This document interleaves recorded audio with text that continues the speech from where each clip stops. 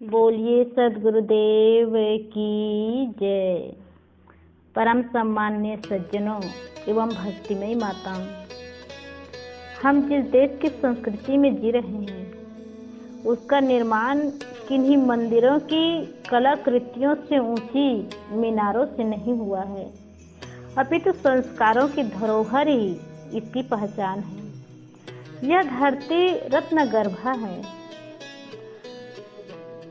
ऐसे रत्न जो पिता के वचनों की रक्षा के लिए राज सिंहासन त्याग कर वनवासी हो जाते हैं। हाँ, अगर आज के जमाने में वह इतिहास दोहराया जाए तो पता है क्या होगा। पुत्र कहेगा, पिताजी वचन आपने दिए और फल मैं क्यों भोगूं? और वचन भी आपने मेरी माँ कौशल्या को नहीं, सौतेली माँ कैकई को दिया था। भला मैं आपकी बात क्यों पूरी करूं? हमारा इतिहास गवाह है कि पुत्र पिता के वचनों की रक्षा करता है और एक पत्नी पतिव्रत धर्म का पालन करते हुए पति के साथ 14 वर्षों तक वन में रहती है। आज की पत्नी तो साफ कह देगी, अगर इतना ही पिता से प्रेम था तो मुझे ब्याह कर क्यों लाए? तुम जाओ वन में, मैं तो चली अपने पीहर। श्रवण कुमार अपने कंधों पर कांवर ढोते हुए अंधे माता पिता को तीर्थ यात्राएं करवाता है, उन्हीं की सेवा में अपना पूरा जीवन समर्पित कर देता है। और आज के जमाने में संपन्न पुत्र भी अपने माता पिता की इच्छाओं की अवहेलना नानाविध बहाने बना कर देते हैं। क्या कमाल का वह युग था!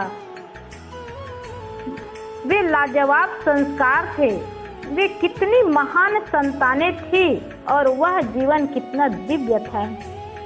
जिस माँ ने हमें दर्द सहकर जन्म दिया उसी को बुढ़ापे में हम दर्द दे रहे हैं। प्रारब्ध से चेतना और आत्मा मिली, माता पिता से जन्म मिला, गुरु से जीवन जीने का मार्ग मिला।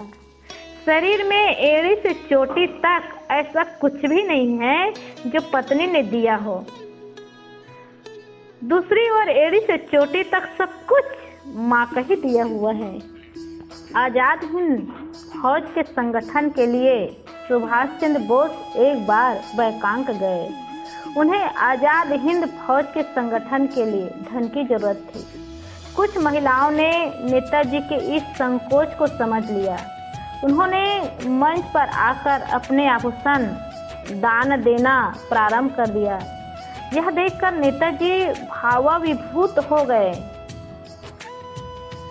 वे रुंधे हुए कंठ से बोले, पुत्र कपूत हो सकता है पर माता कुमाता नहीं हो सकती। मुझे यहाँ निराशा, दुखी और लाचार देखकर सैकड़ों रूपों में मेरी लाज छिपाने के लिए वह यहाँ भी आ गई। माँ के 2 हाथों से ही मैंने अभी तक दुलार पाया था, किंतु आज तो माँ का ऐसा प्रेम मुझ पर उमड़ा है कि 1000 हाथों से मेरी माँ मुझे दुलारने, मेरा रूप संवारने के लिए आ गई। भारत देश की आज़ादी के दर्शन मेरे भाग्य में है या नहीं मैं नहीं जानता, किंतु आज़ादी के इस अभियान में मुझे माँ की महिमा के दर्शन हो गए। मैं सचमुच कृतार्थ हो गया। मातृत्व की इस महिमा को सुनकर वहाँ उपस्थित प्रत्येक श्रोता अपनी आंखें श्रद्धा से सजल हो गई। माँ चाहे जहाँ भी हो लेकिन ममता से दूर नहीं होती। माँ कैसी भी हो, उसका रूप रंग कैसा भी हो, उसकी शुक्ल सूरत कैसी भी हो, लेकिन बेटों को अपनी माँ हमेशा सुंदर लगती है। माँ काली हो तो भी सुंदर लगती है। माँ का उपकार संतान पर इतने हैं जिन्हें शब्दों में कह पाना संभव नहीं है। लेकिन आज की तथाकथित शिक्षित संतान अपने माँ बाप की सेवा से रस नहीं लेती। माँ बाप के बुढ़ापे में उनकी अपेक्षाओं पर खरी नहीं उतर पाती। एक बार एक अपने माँ बाप का डॉक्टर बेटा था। और जो अपने बूढ़े माँ बाप का एकमात्र सहारा था, बूढ़े माँ बाप की आशाओं का केंद्र था। माँ बाप ने बहुत ही कठिन परिस्थितियों में उन्हें पढ़ा लिखा कर डॉक्टर बनाया। डॉक्टर बनाने के लिए माँ बाप को अपने जीवन की तमाम खुशियों को ताक पर रख देना पड़ा था। एक दिन उसकी माँ बीमार पड़ गई। डॉक्टर बेटा माँ का इलाज करता है, दवा औषधि जुटाता है। जब माँ स्वस्थ हो जाती है तो एक दिन वह अपनी माँ को उसके उपचार का बिल पकड़ा देता है। माँ अपने उपचार के बिल को देखती है तो सहसा विश्वास नहीं होता, क्योंकि वह स्वप्न में नहीं सोच सकती थी। माँ ने उस बिल को देखा और अपने दिल को देखा तो उसकी आंखें डबडबा आई। वह लाचार विवश थी। बुढ़ापे ने उसके शरीर के अंग अंग तोड़ रखा था, लेकिन आज बेटे द्वारा दिए गए इस बिल ने उसके हृदय को भी तोड़ दिया था। उस बूढ़ी माँ की आंखों में आंसू है। वो बार बार उस बिल और दिल को देख रही थी। क्या कोई ऐसी भी माँ है जिसने अपने बेटे को कभी कोई बिल दिया हो? इतिहास में ऐसी एक भी माँ देखने को नहीं मिलेगी जिसने कहा हो, बेटा मैंने बचपन में तेरी इतनी गंदगी साफ की है, यह उसका बिल है। मैंने बचपन में तुझे इतना दूध पिलाया है, तुझे 9 महीना पेट में रखा, तुझे कोई पीड़ा नहीं होने दिया, और कोई पीड़ा हुई तो मैं रात रात भर जागी, यह उसका बिल है। इस पृथ्वी पर है कोई ऐसी माँ जिसने अपने बेटे को इन सेवाओं का बिल दिया हो?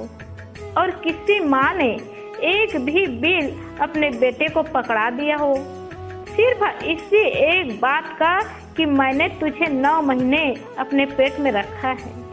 तो क्या उस बिल का भुगतान अदा कर सकेंगे? माँ के उपकारों का बदला हिंदुस्तान को बेचकर भी चुकाया नहीं जा सकता, लेकिन आज के पढ़े लिखे बेटे माँ को बिल देते हैं। इसलिए आज शिक्षित होते जा रहे हैं, शिक्षा का विकास होता जा रहा है, लेकिन संस्कार घटता जा रहा है। और संस्कार की कमी के कारण जीवन दुखमय ही नहीं नरकमय बनता जा रहा है। संस्कार की मुहर जीवन के सिक्के को बहुमूल्य बना देती है। मुहर रहित सिक्का चलन के बाहर हो जाता है तथा संस्कारहीन बालक समाज में आतंकवादी का उग्र रूप धारण कर लेता है। बच्चे पान के कोमल पत्ते के समान होते हैं, पान सूखने के बाद मुड़ता नहीं है। उसी तरह बालकों पर अल्प वय में ही अच्छे संस्कार डाले जा सकते हैं। इसलिए बचपन में ही बच्चे को अच्छे संस्कार दे। इतना लायक न बनाए कि वही बच्चे बड़े होकर के माता पिता को नालायक समझे, इतना जरूर है। ऐसा योग्य बनाए कि बच्चे बड़े होकर के माता पिता की सेवा कर सके, उनका सम्मान कर सके, उनके आज्ञा का पालन कर सके, माता पिता को सुख दे सके। और इतना करने वाला बेटा भी आज के समय में समझिए कि बहुत अच्छे बेटे हैं, और ऐसा बेटा हर बेटा को बनना चाहिए जो माता पिता के ऋण भले न चुका सके, लेकिन माता पिता की सेवा तो कर सके, माता पिता को सुख तो दे सके। आज हर बूढ़े माता पिता की यही अपेक्षा है। तूफान में फंसी किश्ती तो पतवार से खींचना होगा।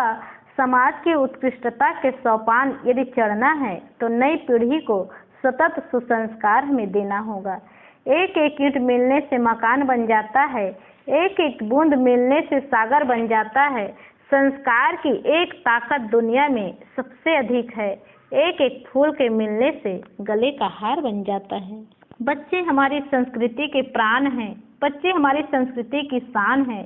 बच्चों का जीवन देश का भविष्य है, बच्चे हमारी संस्कृति की मुस्कान है। इसलिए पहले बच्चों को सुंदर संस्कार दे, तभी वही बच्चा बड़ा होकर के माता पिता की सेवा करेगा। बोलिए।